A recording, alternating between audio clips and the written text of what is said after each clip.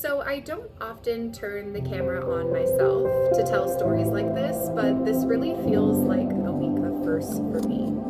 So this week, my company, Scribely, hosted an accessible watch party for the Met Gala.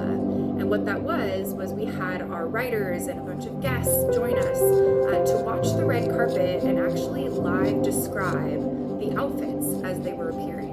And this is really unusual because oftentimes the Met Gala coverage is just not accessible. So to have a little fun, we invited everyone to dress the theme. And this year's theme was Art is Fashion, and it's all about embodying art.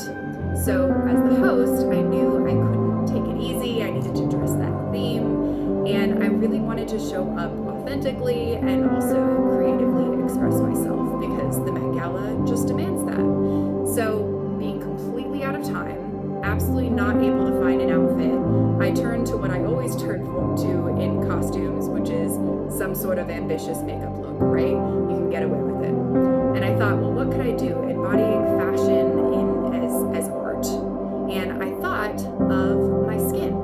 And that's because I have a skin condition called vitiligo. And it's an autoimmune condition where white patches appear on the skin, where your pigment is disappearing, and this happens randomly over time. It's very unpredictable. And these spots, they shift, they spread, they morph into new shapes, and it feels like very artistic in that sense. And oftentimes vitiligans do call their skin a canvas.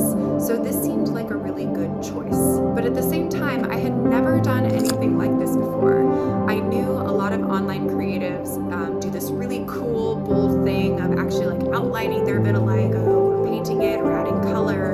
And I thought, okay, maybe I could try that this year. Usually people don't notice my vitiligo. I'm naturally very pale, and it makes more sense to just blend it in.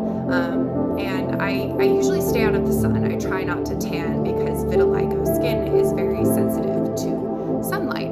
But this idea of highlighting my vitiligo felt like the exact opposite. Instead of blending in, I'm drawing it out. And honestly, I was kind of scared. I didn't know how it would go. I didn't know if that would feel good to me. But completely out of time, you've got to do it anyways, commit, move forward. And while I was applying my makeup, I started to think about the very first spot that I noticed, and it was right here between my index and my middle finger on my left hand, and it was when I was 24. I was backpacking in Yosemite, and I fell blissfully to sleep next to a river with my hand over my stomach, and I got a little bit of a tan, and I woke up and I saw this tiny white spot on my hand, and I thought, what is that? Went to the doctor, and they told me, well, this is vitiligo, and it's going to be something you have. It's going to be on your skin. It's going to expand, and we don't really know how fast or how far. And that uncertainty was really, really hard to process. I'm a person with anxiety, and uncertainty is always a trigger. But I feel like there's this very complicated relationship between beauty and change, right? Like we embrace change as transformation, just as a concept, or definitely 100% for other people. But when you have to go through it yourself and it involves uncertainty, it feels a little bit messier. So vitiligo has been a journey. It hasn't always been easy for me to embrace. So this felt very, very different for me.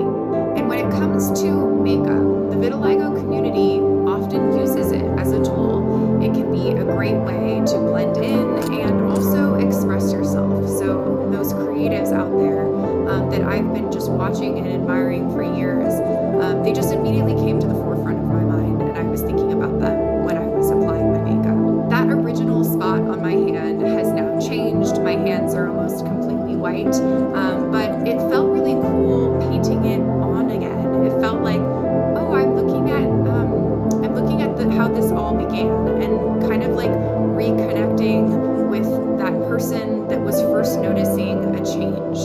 And this became something that would make me unique, and it felt like the beginning of it all. So this ended up being kind of a cool thing for me. I actually had a lot of fun with it. It felt creative.